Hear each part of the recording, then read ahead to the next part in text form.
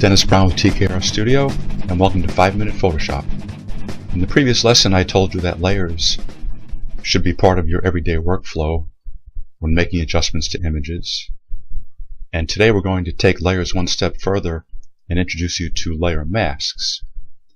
I'm going to switch over to Photoshop where I've got this monkey image still open. And if you saw the previous lesson, you'll recall that we had made a copy of the background layer, and here it is, called Background Copy 2, and that we applied a brightness and contrast adjustment to that new layer. And we also made that brightness and contrast adjustment too severe to demonstrate how you can use the opacity of a layer to fine-tune any adjustments made on that layer. I'm going to pop this opacity back up to 100%. And by the way, notice that rather than clicking on this arrow and using the slider to adjust the opacity, I used a feature that's known as scrubby sliders, where you hold the cursor over the word opacity and you see the little hand icon with arrows coming out of it. And when you do that, you can just move the cursor back and forth to change the opacity up or down. Now we've got this somewhat blown out image, and I'm going to add a mask to this layer. To do that, I click on this icon, rectangle with a circle, add layer mask, and there it is. By default, it's filled with white. Think of a mask as a window on a layer.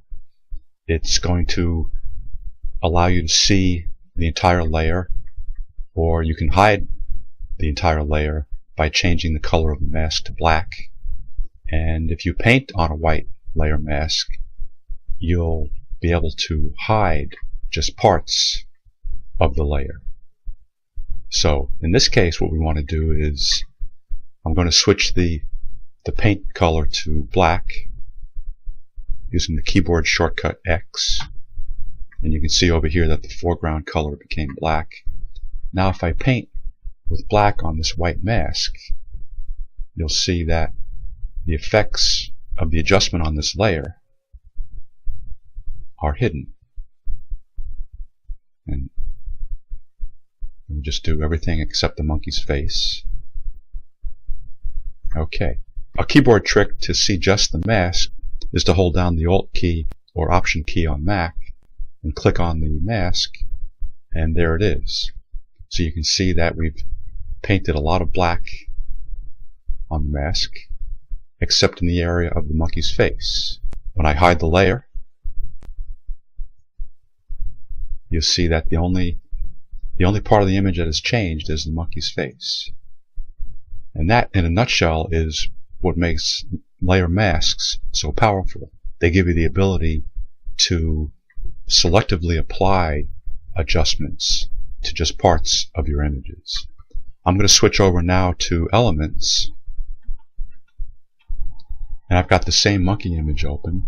I'm going to pop the opacity up to 100%.